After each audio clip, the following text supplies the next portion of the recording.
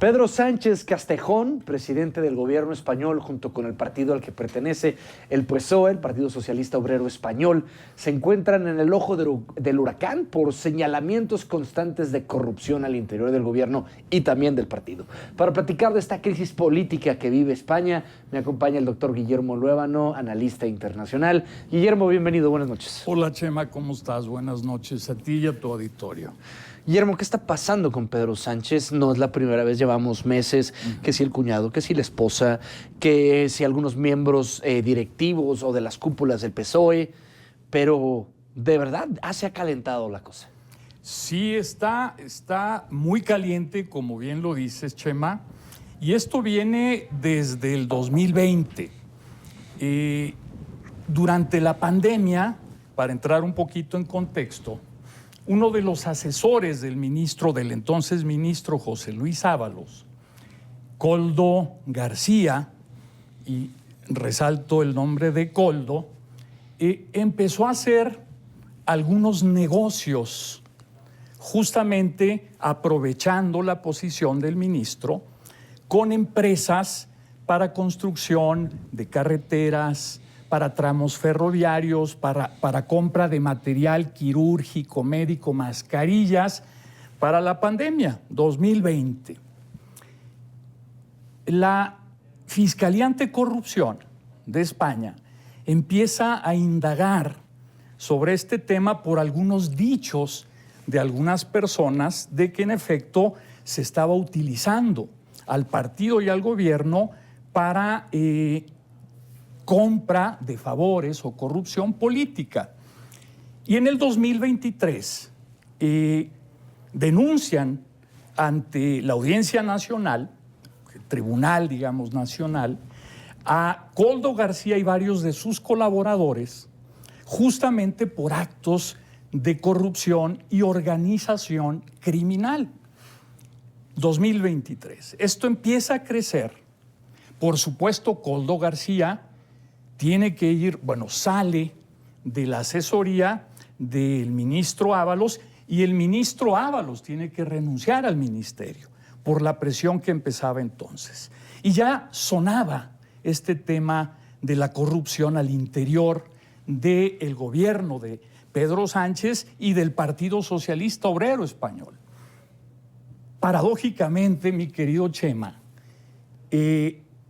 la narrativa de Pedro Sánchez durante esta moción de censura que hace en el 2018 contra Mariano Rajoy fue por corrupción, por un famoso caso Gürtel, también de favores políticos a ciertas empresas, en un llamado a la regeneración democrática.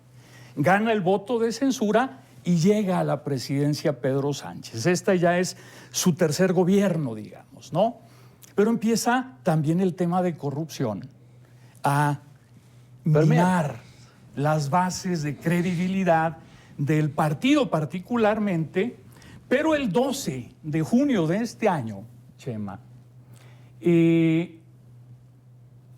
la Guardia Civil y una de sus unidades de control operativo presentan una denuncia contra el tercero en el mando del Partido Socialista Obrero Español, Santos Cerdán. Él era el secretario de organización, digamos, solo por abajo de la presidencia y de la Secretaría General, que justamente le corresponde a Sánchez, ¿no? Al presidente.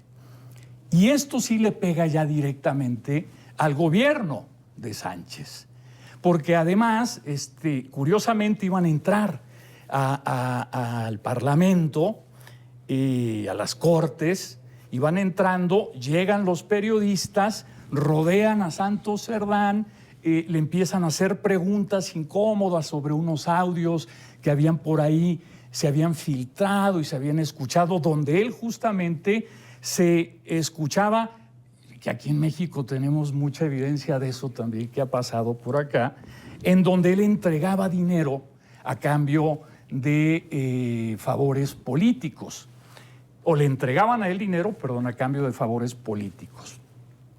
Él lo niega rotundamente ante las cámaras, y donde empieza a salir en la prensa justamente el audio.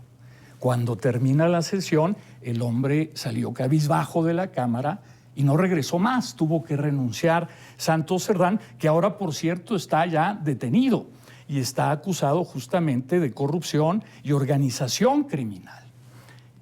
El tema es que ya no solo es Koldo García, que era un asesor de un ministro que ya había renunciado y, digamos, por ahí el presidente Sánchez se había lavado las manos.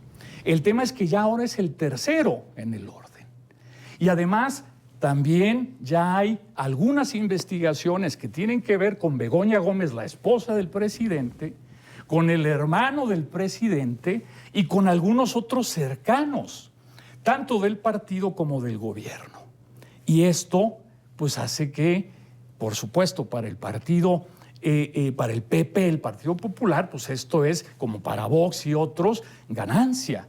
Porque justamente el argumento por el cual los quitaron del cargo ahora es el que ellos están enarbolando para decir necesitamos elecciones anticipadas, no esperarnos hasta el 27. Y esto hoy, justamente, Chema, 9 de julio, le está tronando en las manos a Pedro Sánchez, ¿no? Que tuvo que salir hoy a decir, a ver, pues este es un caso aislado, por supuesto, no puede ser un caso aislado, pero es lo que tenía que decir, es de personajes en efecto vinculados al partido y al gobierno, Cerdán y Ábalos, pero ellos ya no están, ya renunciaron y que, por supuesto, los tribunales hagan lo que tienen que hacer, ¿no? Pero no es una cosa de gobierno. En todo caso, fíjate lo que dice él, es un asunto del partido del PSOE, no del gobierno, como para limpiar su círculo cercano y mantener, por supuesto, su postura de no elecciones anticipadas y de mantenerse en el cargo hasta el 27. Y para ello, su principal argumento es decir, ok, este no es un asunto del gobierno, es un asunto del partido, pero no solo eso, voy a convocar y a crear una oficina anticorrupción, también un discurso muy usado para cuando se les acusa justamente de eso, para que ésta pueda investigar a fondo con el apoyo de la OCDE, de la Comisión Europea, por supuesto, todo lo que está pasando en gobierno.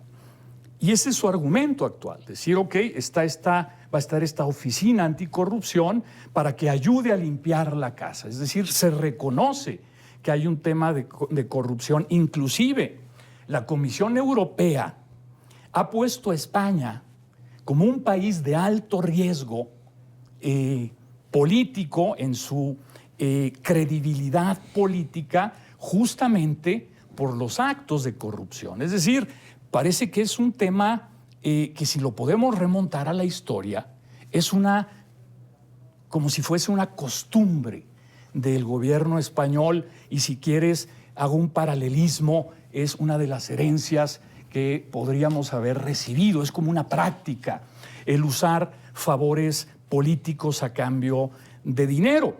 El Partido Popular ahí está ya exigiendo justamente, particularmente en cabeza de uno de sus principales líderes, Feijóo, exigiendo estas elecciones anticipadas. La cosa es que no les alcanzan los votos, Chema, para poder convocar a eso, es decir, una moción de censura, decir ya no confiamos en el gobierno. Su argumento, es decir, vamos a esperarnos al 27 o posiblemente la misma credibilidad del partido y del gobierno antes de eso se mine. ¿Por qué? Porque la narrativa del gobierno ahora y del PSOE va a ser defenderse ante todas las acusaciones de corrupción, muchas de ellas, como hemos visto, ciertas. Entonces su narrativa va a ser estar en la defensa. Y el Partido Popular dice con mucha inteligencia, me parece a mí, no van a tener tiempo de gobernar. Van a estar más bien defendiéndose, sin la capacidad de gobierno. Y esto les ha dado, por supuesto, un apoyo en la preferencia del electorado, particularmente al PP e incluso a partidos un poco más de ultraderecha como Vox.